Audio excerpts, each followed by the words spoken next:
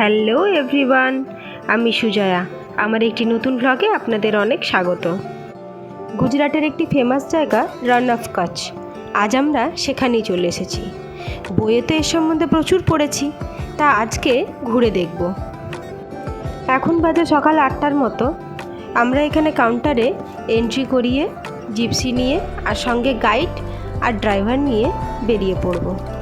আজ একটু মেঘলা করে আছে সকাল থেকে, এখনও রোদ সেভাবে দেখা মেলেনি রোদের, তা ঠান্ডা একটু লাগছে অবশ্য। এদিকে তো বেলা বাড়তে বেশ গরম লাগে, তা আমরা সেভাবে শীতের পোশাক তো নিয়ে আসিনি, যা নিয়ে এসেছি ওই হালকা ফুলকা, আর সেগুলোই কোনো রকমে জড়িয়ে বেরিয়ে পড়লাম জিপসিতে করে। একটু পথ এগোতেই কতগুলো কমন ক্রেনের দেখা পেয়েছি।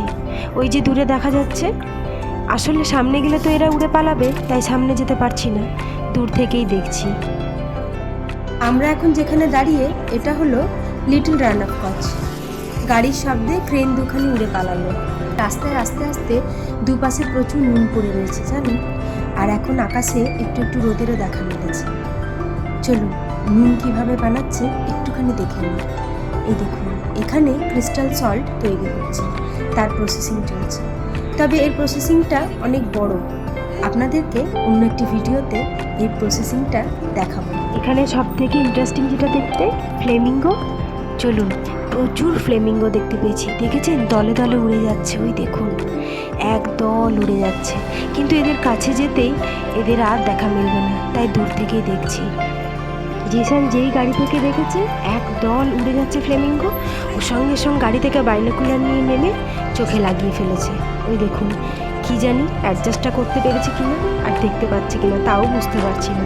ওই বলছে আমি সব দেখতে পাচ্ছি, তবে আমিও বাইনোকুলারটাই একটুখানি ক্যামেরাটা লাগিয়ে আপনাদেরকে দেখাই। চলুন, এই দেখুন, দেখেছেন ফ্লেমিঙ্গোগুলোকে কি সুন্দর কাছের থেকে লাগছে না দেখতে।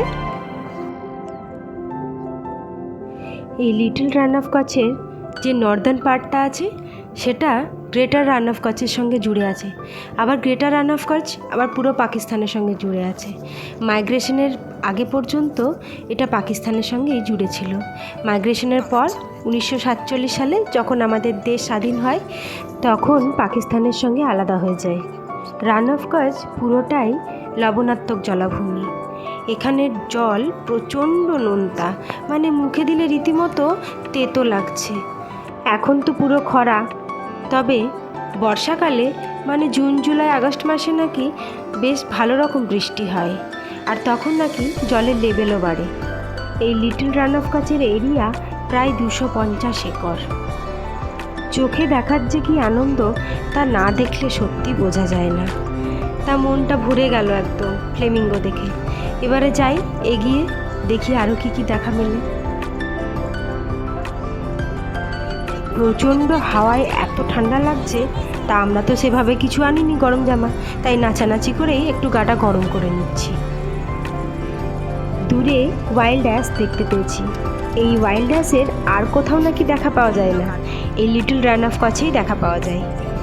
মাইগ্রেশনের পরপর এখানে নাকি প্রায় 3500 ওয়াইল্ড অ্যাশ ছিল, কিন্তু 1962-65 সালে একখানা আমেরিকান হর্স ডিজিজ দেখা যায়, আর তখনই নাকি প্রচুর মারা গেছে ওয়াইল্ড অ্যাশ।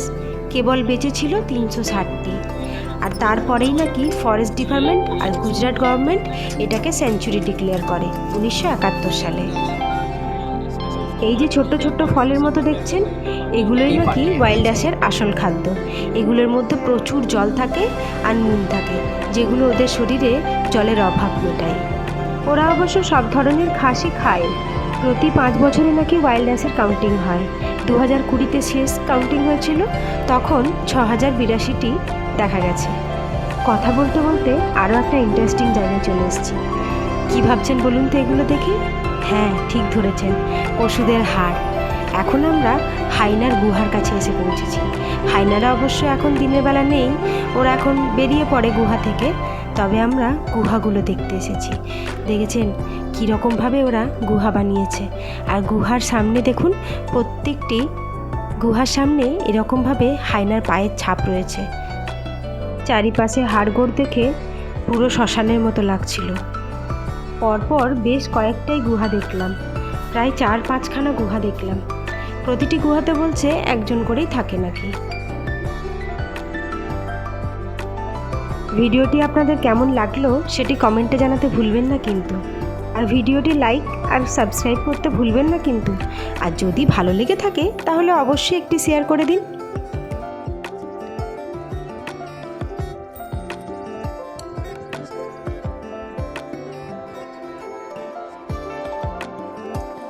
এই গুহাটির ভেতর আবার একখানা হাড় রয়েছে।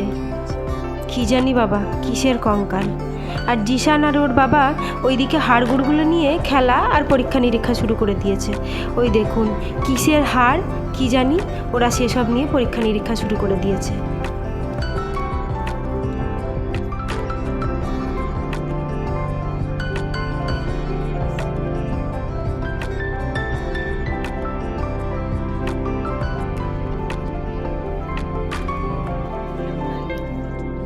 চলুন এই শ্মশানপুরী গুহা থেকে এবার বেরিয়ে পড়ি।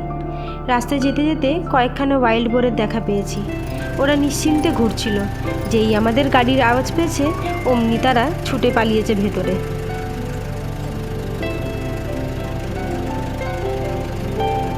দেখেছেন মাটির অবস্থা দেখুন কীরকম ফেটে গেছে, পুরো ফাটল ধরে গেছে। আর এইগুলো না অ্যালগিগুলো শুকিয়ে এরকম হয়ে গেছে। আর এই অ্যালগিগুলোই নাকি ফ্লেমিঙ্গোদের খাবার। আজকের জার্নি তাহলে এখানেই শেষ। আপনাদের সঙ্গে দেখা হবে আবার একটি নতুন ভিডিওতে। ততক্ষণের জন্য টাটা।